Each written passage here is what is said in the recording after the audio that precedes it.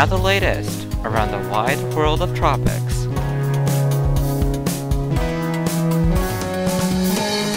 Tropical Weather Bulletin for September 23rd.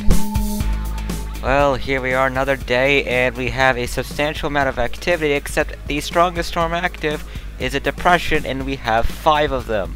Peter, Rose, 18L, 20W, and 21W are tropical depressions at this time. Of course, there's also the extratropical remnants of Odette, which are still, of course, hanging around.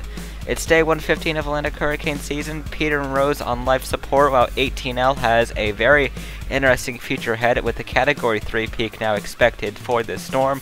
Could become the 4th major hurricane of the year if it verifies. Odette, of course, still with a 60% chance of formation. It's day 131 of Eastern Pacific hurricane season, and chances are dropping for the area of interest, now down to a 20% chance as it continues to move to the northwest towards a more stable air mass, so it does not look like we'll be seeing much of anything with that one. In the Western Pacific, there are 2 new tropical depressions since the last tropical weather bulletin, 20W and 21W. 20W is going to be the more significant one, as it is likely to become the next super typhoon if current forecast holds. 150 miles an hour is what the Joint Typhoon Warning Center is forecasting as of this bulletin.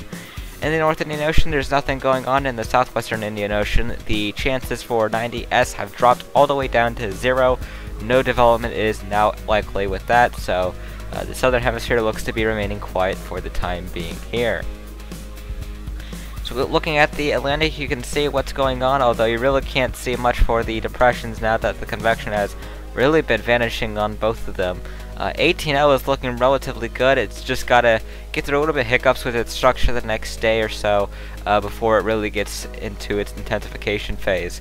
In the Eastern Pacific, that disturbance isn't really looking too good there. The area of interest about 200 miles to the west of Mexico there, so it's not exactly going into a really good environment. So given how it looks like right now, those chances are probably going to keep on dropping until it hits 0.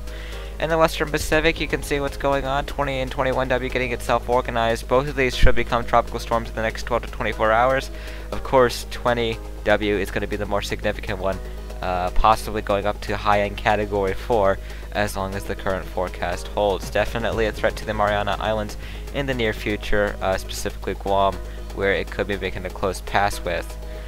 Here's the satellite floater. Of course, this is actually the North Indian Ocean satellite imagery, and here's what you can see. Not much going on besides the monsoon activity that we've been watching for quite some time now, so not really something that's new with this one. And of course, looking at the imagery for 20W, you can see its progress over the last several hours, developing some convection, getting itself more organized. Of course, this is going to be something that we're going to be watching here. Definitely some very high potential for this storm. Looking at the Eastern Pacific sea surface temperatures, this is what they look like. You can see that the temperatures are around 28 to 29 degrees Celsius throughout the majority of the basin, although those temperatures drop off as you head northward. In the Atlantic, those temperatures are around 28 to 29 degrees throughout the Gulf of Mexico, Caribbean, and main development region, including where 18L is currently. And then, of course, in the Western Atlantic, those temperatures are around 28 to 29. Some of those spots continuing to heal after Larry's passed through a few weeks ago. Moving on over to the North Indian Ocean, the temperatures are around 28 to 29 degrees Celsius throughout the Bay of Bengal, 28 as you head into the Arabian Sea, although those temperatures drop to 26 as you head towards the western part of the basin. In the Western Pacific, the temperatures are definitely warm enough for 20W here, 30 degrees Celsius temperatures in its path there, and then of course temperatures are around 29 to 30 degrees generally throughout the entirety of the basin. Southern Hemisphere, of course, is still looking at those temperatures around 25 to 27 on average. So with that being said, I should say, that brings us to the sea surface temperature anomalies. You can see the La Nina continuing to get itself more pronounced in the Eastern Pacific, of course.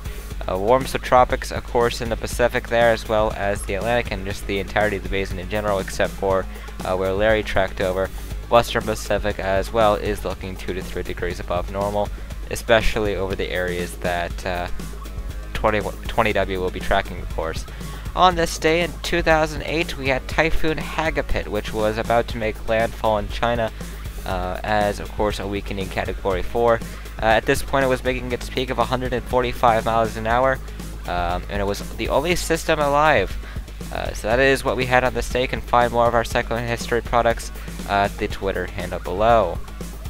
But needless to say, pretty quiet compared to what we have today. I mean, Category 4 versus the 5 tropical depressions we have currently active right here in 2021 for sure.